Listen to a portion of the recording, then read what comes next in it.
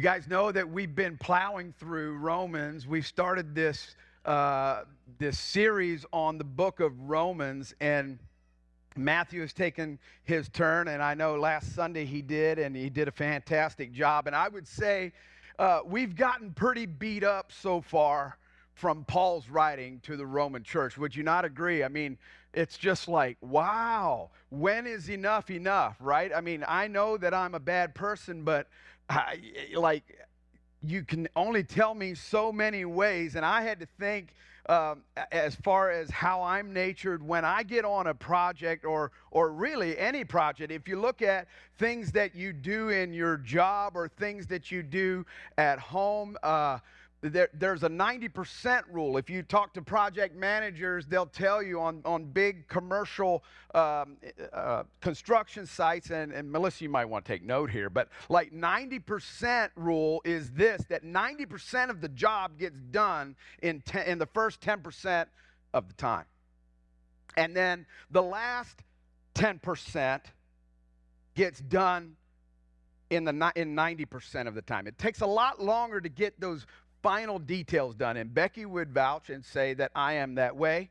I can, man, when I got something new and something fresh and it's a vision of mine, I can go get it, and then all of a sudden, as I'm getting closer to finishing it all out, I kind of lose traction, I kind of lose focus. And I think Paul here, to be safe, in Romans chapter 3, however you want to find it this morning. If you have your Bible, Romans chapter 3, we're going to be reading verses 9 through 20. And I think this is actually the last 10%, because he's been telling us about all the people. He's been going through the groups of people that need to know, why everyone needs to know we need Jesus, right? And he hasn't left any of us out. I think all of us have felt somewhat convicted at some point about why we need Jesus. Why is Jesus good news? And I think this is Paul's way of finishing that out. This is the last 10%, because next Sunday when we get to verse 21, you'll see the words, but now. So I think he's unleashing all of this in my mind, the way I visualize it. He's giving it all of you know what? He started out, remember, in the one sermon, it was about the homosexuals, and then it went all the way through the idolaters, and the list nailed one of us, or all of us, in one area, right? And now he's closing that out, and he's being very specific at how he does it. I think it's very interesting. If you have your Bibles, Romans chapter 3, verses 9 through 20. This is Paul's way of giving the last 10%, so to speak. And he's not going to leave anyone out again.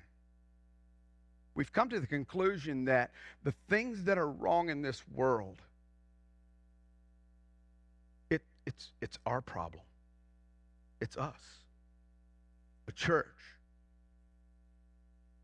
Go on all day long. What we just heard, the presentation that we just heard with Safe Harbor. Like, we didn't know a lot of those statistics, but guess what, guys? Now we do. And guess what? That makes us responsible and accountable. Are we just going to keep sitting on our hands and not do anything because we didn't know? We know now. Now we're accountable. And that's, I believe, what Paul is actually trying to say here in Romans chapter 3. He has explained the gospel so far. Why is Jesus good news? Why did Jesus need to come? And why do we need salvation named in Jesus, that through Jesus? In the end of Romans chapter 1, he begins with all of humanity, explains what's wrong with people. We're the problem. The next category of people that he addresses are those who aren't doing all of those bad things, but then they look down on those who do. The judgmental people and the self-righteous people. Remember that? And he's explaining that the judging people that aren't doing wrong are just as bad as those who were actually doing it. Then at the end of Romans chapter 2, he talks about the Jewish people. They had the sign of the covenant through circumcision. We won't go through all of that painful talk in it today, but they had that sign of the covenant with him, and they were given the law. Specifically, Moses brought it down from Mount Sinai, right? Now, as we get into Romans 3, he's still addressing the people that need Jesus, and it's the last 10%. so to speak. There's a few lines if you look in your Bibles. I don't know what translation you're using. I'm using the NIV. It doesn't really matter what translation you use.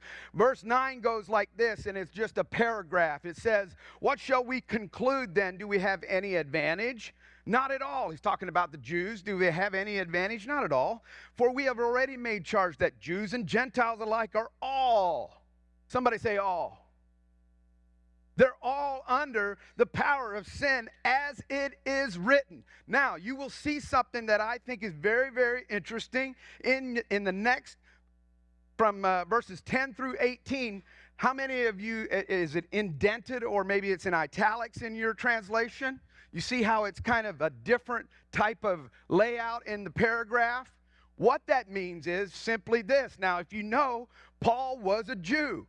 Paul was a Pharisee. He had the Torah, the first 5 books of the Old Testament, he had memorized by the time he was 12 years old. That was part of his schooling. That was part of who he was. And what's interesting to me is this here was something that he had memorized, and every bit from 10 to 18, every single one of those was a quotation from the Old Testament. And I think he's just trying to one last time, in the last 10% effort, to include everyone so that everyone knows they were under the power of sin 1,000 years ago. They're under the power of sin as he writes this to the Roman church. And guess what? It's quite evident through the presentation this morning. The world is still under the power of sin. By birth, by humanity. That's just how humanity defaults. We need Jesus. That's the bottom line. I'm going to go through it really, really quickly. If you look, there is verse 10. It says, "As it is written, there is no one righteous, no, not even one. There is no one who understands." Verse 11, "There is no one who seeks God." That particular verse, right, those 2 verses right there, come from a quotation from Psalm chapter 14, 1 through 3. You can write that down. You can cross-reference it sometime at your convenience, but that's from Psalm chapter 14, 1 through 3. There's not one person, is what he's saying. Not in every single facet or area of life that pertains to right all the time. That's what he's trying to say there. That's what King David was trying to say in the Psalms. And here is Paul. He's quoting that. All these years later, he quotes that. And then it goes on to say, there's also no one who understands. No, not only that, there is no one who's seeking God. It keeps on going there in verse 11. In other words, outside of God, if we don't have a relationship with God, we're not going to seek him, we're not going to understand his ways, and things aren't going to make sense to us. Only when we seek, or only when we have a relationship with God, will we seek him the way that it was meant that he wants us to do that. Because no one seeks after God. We've all turned aside. And we live our lives, my translation says worthless. There are other translations who say unprofitable. I think worthless is sort of harsh. If we don't seek God, it says they all turned away. They have come together and they have together become worthless. There is no one who does good, not even one. Verse 13. Then it says this. Their throats are open graves, and their tongues practice deceit. The poison of vipers is on their lips. Their mouths are full of cursing and bitterness. Their feet are swift to shed blood. Ruin and misery mark their ways. In other words, destruction. Some translations have the word destruction there. And misery mark their ways. The way of peace they do not know. There is no fear of God before their eyes.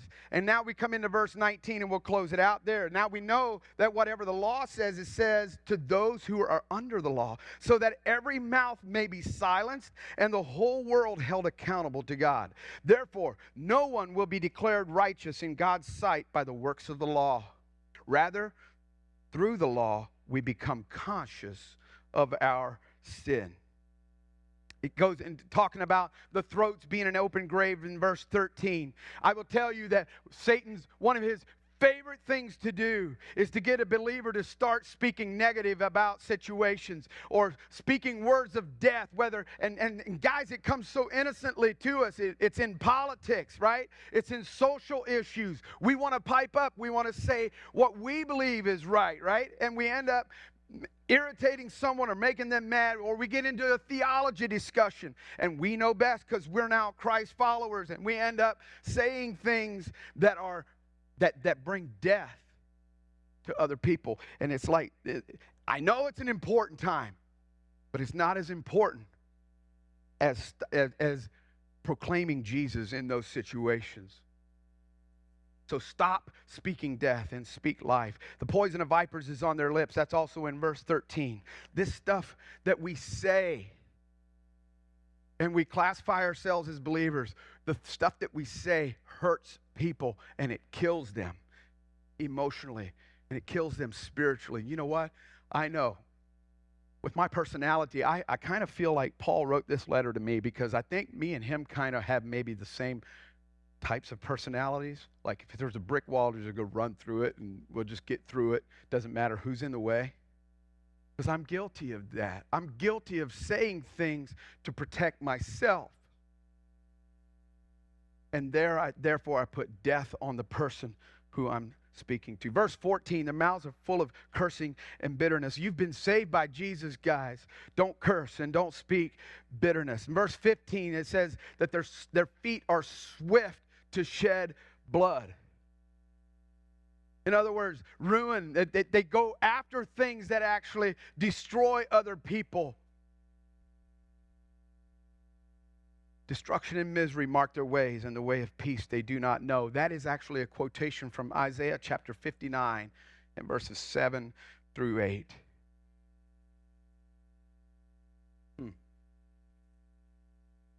Do we as Christians, do we have peace? Are we in pursuit of peace? Do we live inside of peace? Or is our life a turmoil? That's the thing that Paul was saying. This is the last 10% of all the inclusion of those who need Jesus. Jesus is the Prince of Peace. But when you're walking in the fallenness that you were born into, or that you kind of, maybe you're, remember we were talking about your upright position with God affects your inward relationship with God, and how you act out to others. How you live your life comes out of that relationship, and it's just a continual circle. Remember that? Want peace in your life? Draw near to God. Then Paul quotes Psalm 36:1 in verse 18, and I think this is the key. And I think everything that we see in ourselves that's not right, it's a continual rotation. And I'll get to it. It's in verse 18. It all comes down to verse 18, because then when we get to 21, he goes, but now. He's going to give us some solutions. It's going to quit being so heavy on us.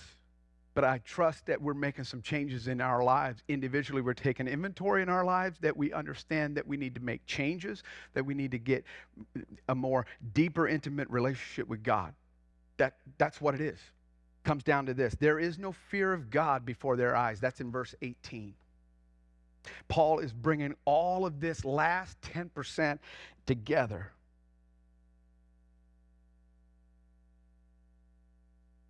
We have to own, and I know this sounds bad, but we have to own the fact that us, left on our own, without a deep, intimate relationship with God, we turn into really bad people.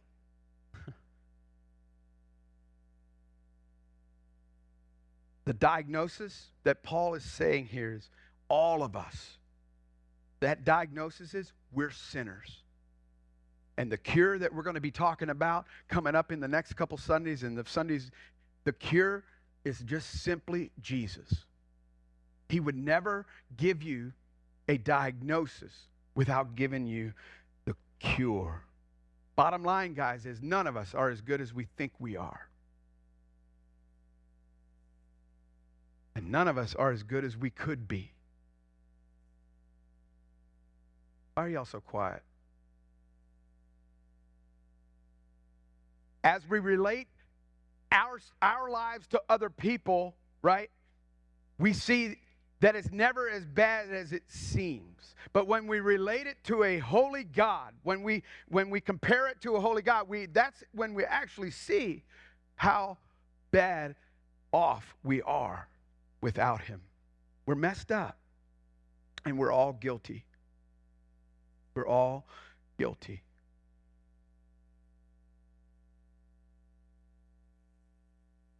Verses 19 through 20, Paul is just simply saying, and I'm going to close down real shortly here, but Paul is just simply saying, you know what? The Jews had it given to them. They had the law given to them. They really had no excuse. They knew exactly what to do, when to do it, to stay in right standings with God, and they couldn't do it.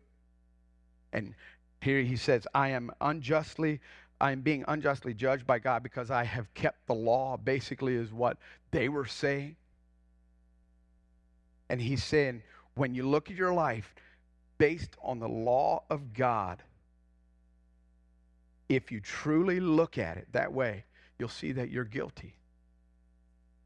I had to think. We go by the law most of the time. We think of it as the 10 Commandments, right?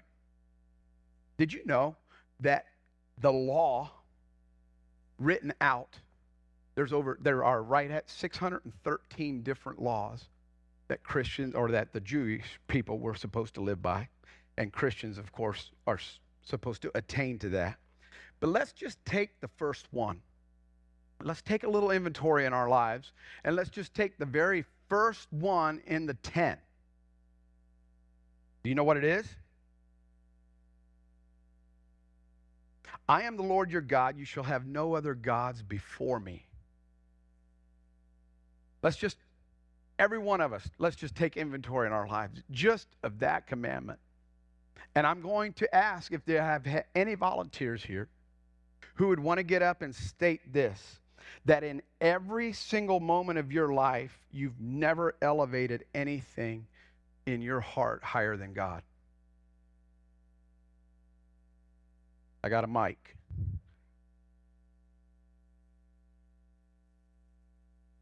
That's the first one. 612 more. That's the first one.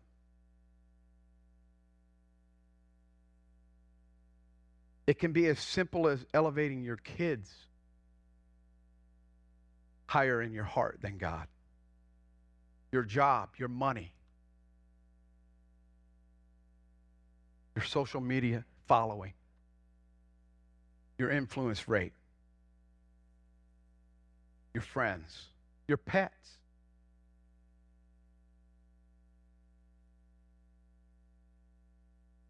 We're all guilty. That's just the first one, and we'll stop there. I believe the reason that we are, guys, is because of verse 18. It says that there is no fear of God before their eyes. And I'm not talking about the fear of being afraid of him. I'm talking about the one where we honor him and we worship him. We revere him. We give reverence to him. Because when we revere God, when we honor God, we worship him. And when we worship him, we're going to trust him, right? And when we trust him, we obey him. And when we obey him, we serve him. And it's a continual rotation. And if one of those is out of line, I would tell you to go back and see if the fear of God in your life, that relationship with God, is where it should be. Kurt, you can bring your team up. Again, when there's the healthy fear of God, we revere him. We worship him. And when we worship him, we trust him. And when we trust him, we obey him. And when we obey him, We will serve him. And every opportunity that we possibly can. You guys stand? Let me put it to you this way. The reason we all are guilty is because when we don't fear him and we don't worship him, we're worshiping something else. And when we don't trust God, guess what? We're trusting something else. When we don't obey God, we're obeying something else. We're obeying other things. That's the human condition, and that's the 10% that I believe Paul was trying to conclude. He was making a conclusion of including, and that makes all of us guilty at some time or other. And it's not just Paul who says it. Jesus also talks about it in John chapter 3, verses 18 through 21. You can look it up at your convenience. John chapter 3, 18 through 21. Jesus is basically confirming what Paul is saying. Or Paul is confirming what Jesus had said.